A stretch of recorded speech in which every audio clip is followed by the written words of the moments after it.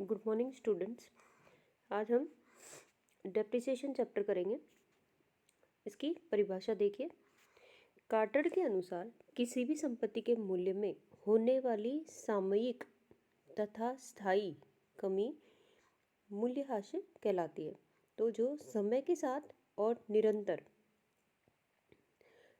उसमें की वैल्यू में जो कमी होती है वो मूल्यह्रास है।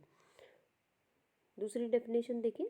भारतीय चार्टर्ड अकाउंटेंट संस्था के अनुसार मूल्यह्रास योग्य संपत्तियों का प्रयोग समय की समाप्ति या तकनीकों के अप्रचलन अथवा बाजार परिवर्तन के कारण संपत्ति के मूल्य में कमी का मापन ही मूल्यह्रास है।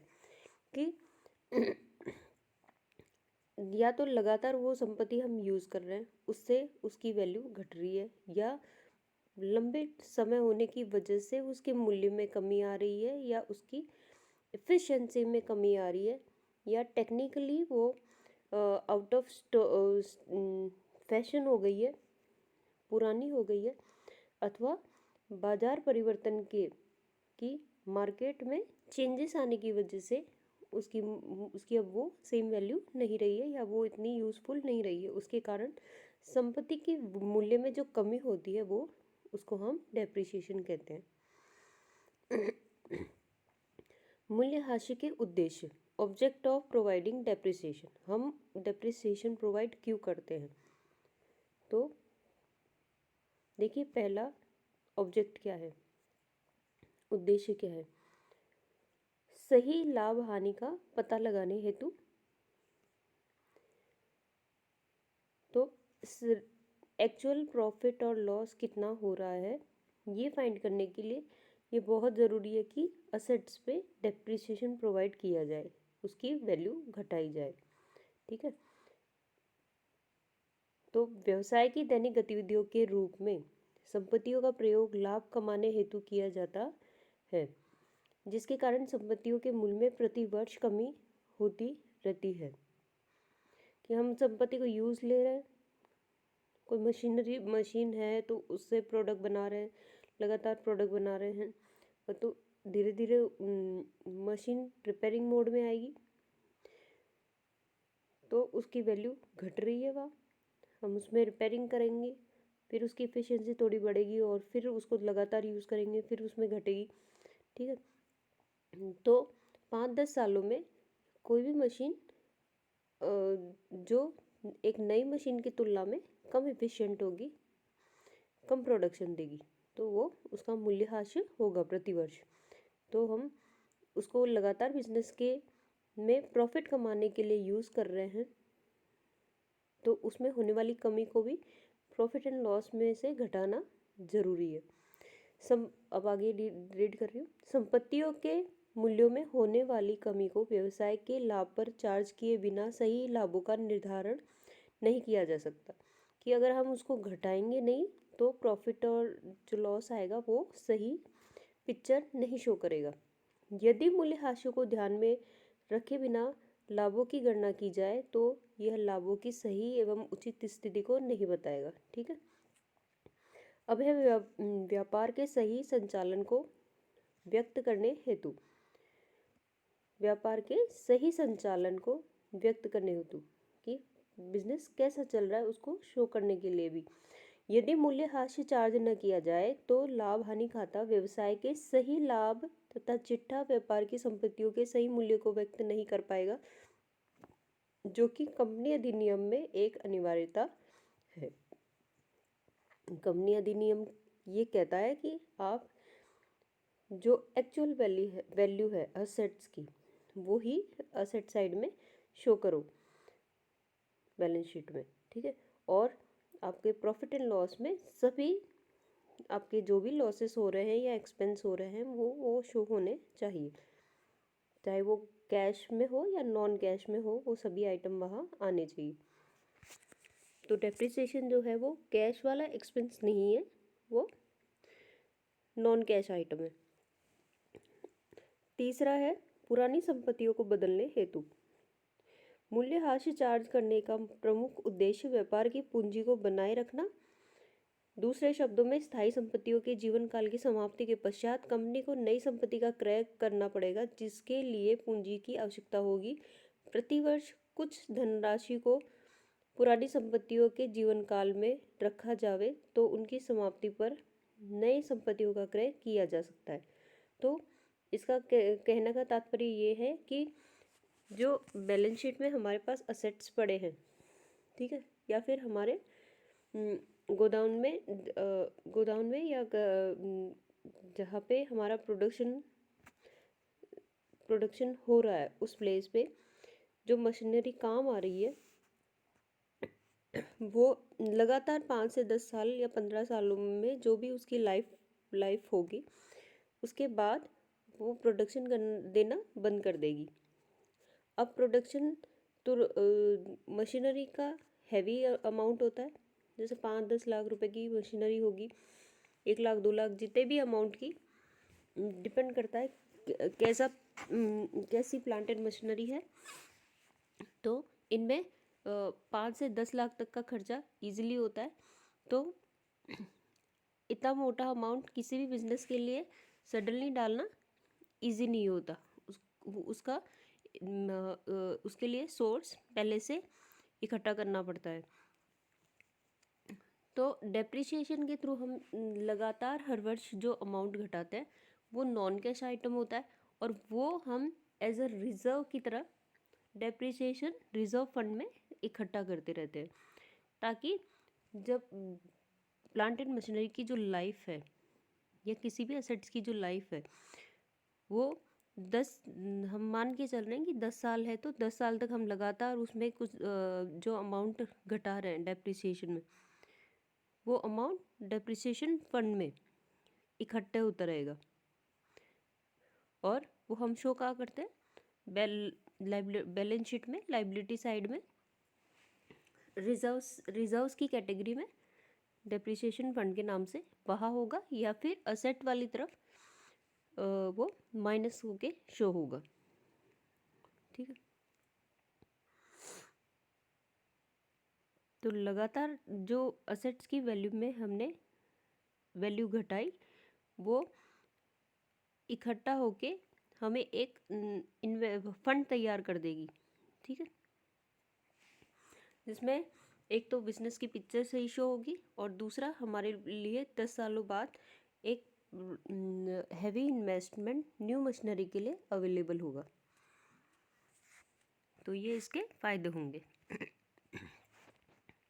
अब चौथा देखिए, संपत्ति के सही मूल्य का पता लगाने हेतु। संपत्ति के मूल्य में होने वाली कमी एक व्यय है तथा इसे उत्पादित वस्तु की लागत में जोड़ने से ही सही लागत का निर्धारण हो सकता है। यदि मूल्य हाशिए को व्यय नहीं माना जाए तो लेखों में दर्शाई गई लागतें सही लागतों से कम हो जाएगी, जो भविष्य में हानि के रूप में सामने आएगी। तो ये कहना चाह रहे हैं कि जब भी हम कोई प्रोडक्ट बनाते हैं तो उसकी कॉस्ट कैलकुलेट होती है, और कॉस्ट कैलकुलेट होने के बाद ही उस पर कितना प्रॉफिट चाहिए वो डिसाइड होता है, और इस तरह हम हमारी मार्केट वैल्यू कंपनी प्रोडक्ट की मार्केट वैल्यू कंपनी डिसाइड करती है, या कोई फर्म या पार्टनरशिप फर्म है या प्रोप्राइटरशिप फर्म है। तो कोई भी जो प्रोडक्शन कर रहा है तो वो बिना कॉस्ट निकाले, किसी प्रोडक्ट की कॉस्ट निकाले बिना उसकी वैल्यू डिसाइड नहीं कर सकता। सबसे पहले और कॉस्ट के लिए ज़रूरी है कि उससे जुड़े हुए जो भी खर्चे हैं वो उसमें ऐड हो, कैलकुलेट हो। अगर जो खर्चे हो रहे हैं वो ही हम रिकवरी नहीं कर पा रहे हैं तो इन फ्यूचर में बहुत ही बड़ा लॉस होने की संभावना है। आप ऐसे समझ सकते हो कि 100 रुपये का खर्चा किसी शर्ट को बनाने के लिए हो रहा है, तो और हम अगर उसको 80 रुपये में ही बेच रहे हैं तो 20 रुपये का जो लॉस हो रहा है वो या तो 1 वर्ष में या फिर कुछ वर्षों में ही सामने आ जाएगा, अगर कोई अदर इनकम से कंपेंसेट हो रहा है, वो इनकम कंपेंसेट हो रही है तो। ठीक है, नहीं तो पहले वर्ष में ही आ जाएगा 20 रुपये का जो डिफरेंस आ रहा है। ठीक है, तो जो वैल्यू है शर्ट की वो 100 रुपये से कम किसी भी हालत में नहीं रखनी होगी, और उससे ऊपर ही कुछ उस पर परसेंटेज ऐड करके बेचना होगा।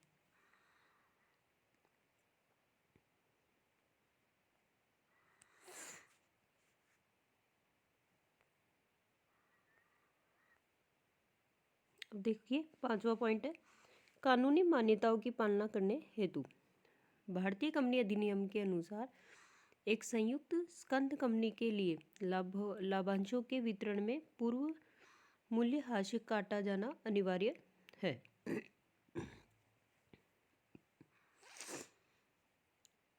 कानूनी मान्यताओं की पालना करने हेतु तो भारतीय कंपनी अधिनियम के अनुसार एक संयुक्त स्कंध कंपनी के लिए लाभांशों के वितरण में पूर्व मूल्य हाशिए काटा जाना अनिवार्य है। अतः उपरोक्त कारणों से मूल्य हाशिए लगाना प्रत्येक कंपनी के लिए आवश्यक है। तो ये कानूनी बाध्यता भी देता है कि हमारे जो अकाउंटिंग स्टैंडर्ड्स है और कंपनी के भारतीय कंपनी के जो रूल्स है, जो रूलिंग एक्ट है, उसके तहत भी हमको डेप्रिसिएशन प्रोवाइड करना जरूरी है। सॉरी। मूल्यह्रास के कारण कॉजेज ऑफ डेप्रिसिएशन। मूल्यह्रास प्राय निम्न कारणों से लगाया जाता है। पहला, प्रयोग एवं मूल्यों में कमी। जब संपत्ति व्यापार में प्रयुक्त की जाती है तो उसके मूल्य में कमी आ जाती है। जितना उसका प्रयोग किया जाएगा उतना ही उसके मूल्य में कमी आ जाती है। तो कोई मशीन हम यूज़ कर रहे हैं, लगातार यूज़ कर रहे हैं, तो धीरे धीरे उसकी वैल्यू घटेगी, उसकी एफिशिएंसी घटेगी। समय का व्यतीत होना। कुछ विशिष्ट संपत्तियां जैसे लीज, पेटेंट आदि का मूल्य एक निश्चित समय अंतराल के इसके व्यतीत हो जाने पर शून्य हो जाता है, चाहे इनका प्रयोग किया जाए या नहीं। जैसे पेटेंट और लीज में ये टाइम के अकॉर्डिंग चलती है कि लीज जो होती है वो टाइम के हिसाब से बनती है कि 10 साल की, 5 साल की, तो टाइम ख़त्म तो वो उसकी वैल्यू भी कम होनी निश्चित है। और तीसरा, अप्रचलन। नया आविष्कार बाजार में नई उन्नत संपत्ति प्रस्तुत करते हैं जो अधिक लाभप्रद तथा उत्पादन की लागत में कमी लाने वाला होता है। इस दृष्टि से अच्छी एवं अनुकूल परिस्थितियों के बावजूद पुरानी संपत्ति का क्षय तथा पुनर्स्थापन नई संपत्तियों द्वारा किया जा सकता है। तो फैशन की वजह से, फैशन निरंतर बदलता रहता है, उसकी वजह से चीज़ें अप्रचलित हो जाती है, प्रोडक्ट अप्रचलित हो जाते हैं, और उसका प्रोडक्शन करने वाली मशीनें भी धीरे धीरे उनका भी यूज़ कम हो जाता है। कमी एवं क्षय। कुछ संपत्ति जैसे खान, तेल के कुएं आदि का प्रयोग करने के फलस्वरूप इनका क्षय होता है तथा उनके समाप्त होने की संभावना होती है, अतः उनके मूल्यों में हुई कमी मूल्यह्रास है। तो कुछ संपत्तियां जैसे खान है, तेल के कुएं हैं, तो इनका निरंतर दोहन होता रहता है। अब उसकी कैपेसिटी निरंतर निकालने से ऑब्वियस है कि उसमें तेल कम हो जाएगा। खानों में हम खनन करते रहते हैं, तो वहाँ से जो कोयला निकाला जाता है वो धीरे धीरे तो वहाँ भी उसमें कमी आएगी। वो एक ऐसा टाइम आएगा जब वहाँ पे रिसोर्स ही अवेलेबल नहीं होगा, क्योंकि ये लंबे टाइम से बनने वाली चीज़ें हैं। ये ऐसा नहीं है कि हम उनका दोहन कर रहे हैं और वो तुरंत रीजनरेट हो रही है, वो काफ़ी लंबे समय के बाद बनती है ये सारी चीज़ें। तो क्षय होना भी डेप्रिसिएशन की कैटेगरी में आता है। फिर बाजार मूल्यों में कमी। प्रत्येक संपत्ति की दशा में उसके बाजार मूल्य में होने वाली कमी ही मूल्यह्रास कहलाती है। तो फिजिकली असेट्स वीक हो रहा है या फिर उसकी वैल्यू में कमी आ रही है, दोनों ही डेप्रिसिएशन की कैटेगरी में आएगा। भौतिक कारण को संपत्तियों के मूल्य में कमी, भौतिक कारण जैसे अपघटन के कारण कम हो जाती है, जो मूल्यह्रास कहलाता है। तो अपघटन होना भी मूल्यह्रास की कैटेगरी है।